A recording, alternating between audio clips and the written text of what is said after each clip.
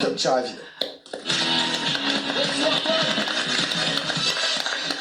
Et c'est une émission familiale jusqu'à son arrivée. Eh oui, cacher les enfants, je suis là.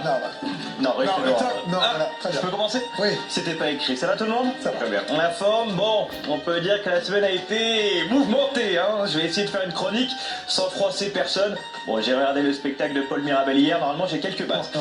Alors, c'est vrai que cette semaine, on s'attendait à une remontada de Chelsea, de Manchester City, du Sporting. Mais alors, une remontada du Maroc, non, personne n'a estimé, tu vois. Alors, c'est vrai que moi, je me considère plutôt comme quelqu'un de drôle. Et parfois, il faut savoir s'incliner. Il y a des mecs bien meilleurs que moi, bravo. Pour moi, c'est vrai que la finale de la CAN, ça appartenait au passé. Voilà, on avait arrêté d'en parler, comme le retour de Djibril sur les terrains. Mais après ce qui vient de se passer, qu'est-ce que tu veux qu'on dise à Djib maintenant? Évidemment que tout est possible, il peut le faire.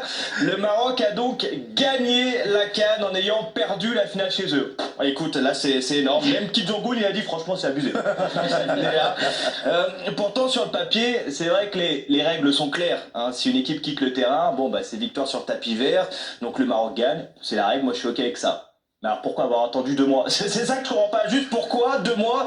Tu vas pas me dire qu'il a fallu 2 mois pour relire les règles. Hein. Il y a à peine quelques lignes. On dirait le programme de Saragnafo. Donc tu vas pas me dire qu'il faut 2 mois pour ça. Et à la limite, allez, tu le fais pas le soir parce que, je sais pas, t'es occupé ou parce que t'es bourré ou t'es occupé à être bourré, peu importe. Mais fais le lendemain, pas 2 mois après. Hein. Tu vas pas chez les gens récupérer le trophée qu'ils ont gagné. Ou alors commence par le faire avec la Légion d'honneur de Michel Leb. Voilà, Il a rien demandé. dans l'ordre. Il a rien demandé, Michel. Non, c'est vrai. Mais c'est pas non plus un trophée volé par le Maroc. Ouais, c'est quand même ça le plus important. Voilà, les Marocains n'ont pas volé cette victoire, ils sont gagnants d'un vol organisé par la CAF. C'est quand même légèrement différent. Et même si certaines célébrations peuvent un peu énerver, qu'est-ce qu'on aurait fait nous, hein?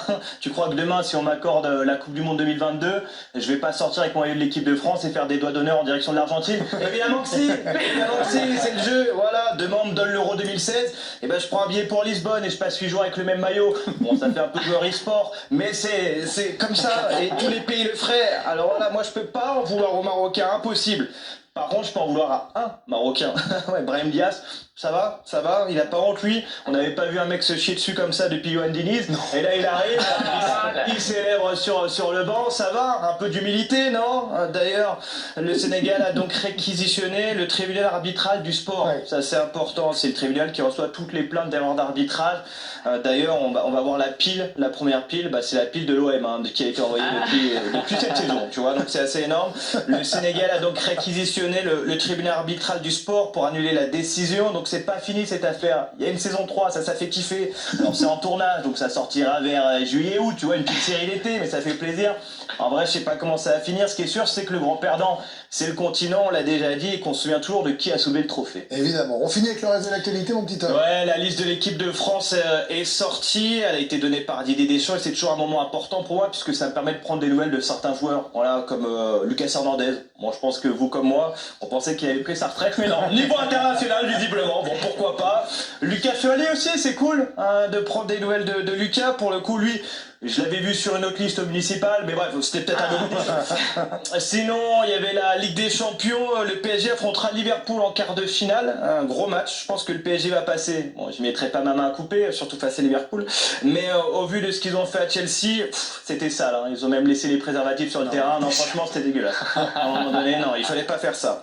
Et puis, désolé, excuse-moi, et puis en Ligue Europa, l'OL s'est fait éliminer par le Celta Vigo de Iago Aspas. Voilà, rien que de dire la phrase, j'ai envie de vomir, c'est catastrophique. Hier, j'ai quand même pensé à tous les gens sobres qui ont regardé le match et qui sont retombés dans l'alcoolisme derrière. Voilà, il faut le dire quand même l'impact de ce genre de match. Et je voulais terminer en disant une chose importante. Hein, supporter un club, c'est nul. Voilà, il faut le savoir. Surtout quand tu supportes l'Olympique Lyonnais, croyez-en mon expérience. Deuxième chose, quand on vous vend une pépite brésilienne, croisant l'expérience une nouvelle fois, il y a toujours une couille, hein, peu importe le contexte. Allez. Merci Tom Charavino. Vous la comprendrez chez vous si elle n'est pas passée la dernière.